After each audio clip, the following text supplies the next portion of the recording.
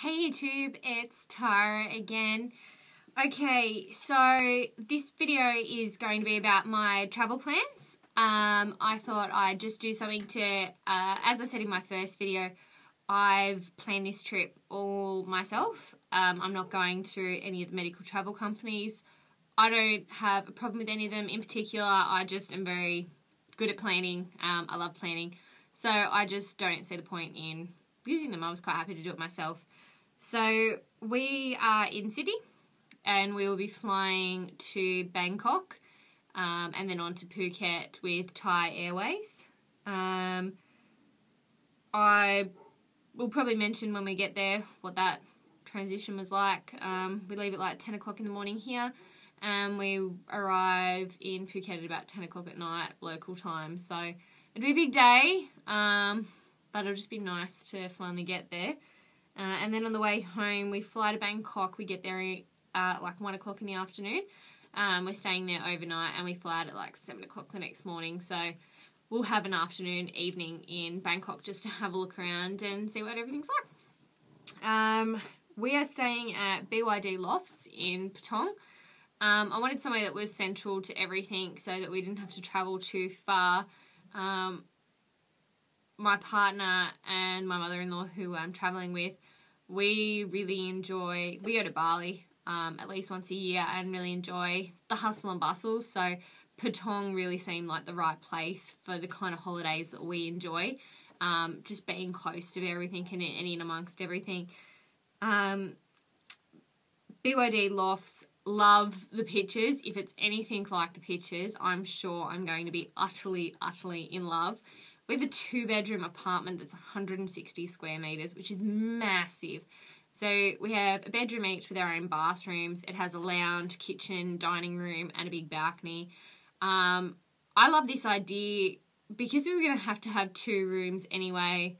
You know, we were looking at around, for the same price, we're getting this awesome 2-bedroom apartment for what we'd be paying for 2 rooms in a hotel. Now, I guess it really depends on what you're doing and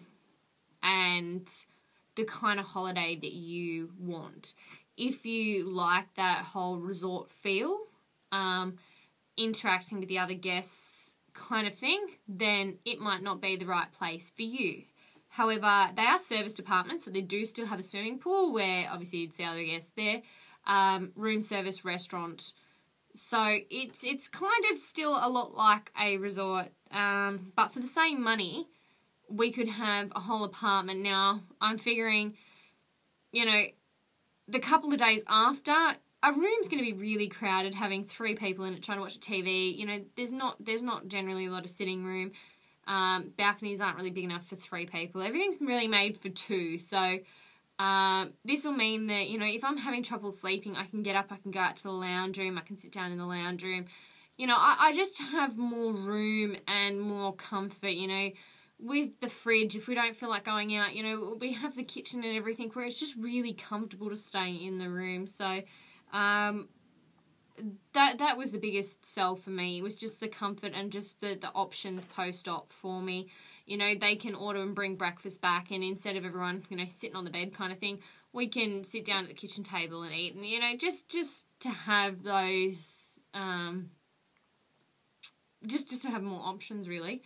And, you know, it is something that a lot of these travel companies are doing. I know Bangkok Makeovers have apartments that they use.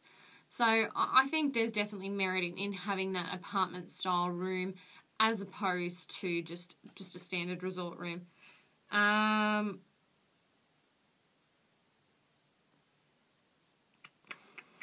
So yeah, it's got room post-op for the 3 of us to just be comfortable if we're stuck inside for too many days. I have general travel insurance, so just to cover our normal, you know, your flight gets cancelled, problems with accommodation, lost luggage, blah, blah, blah. Think everybody should have that. But I also have taken out medical travel insurance specifically for the breast augmentation. So this is through Global ProtectiveSolutions.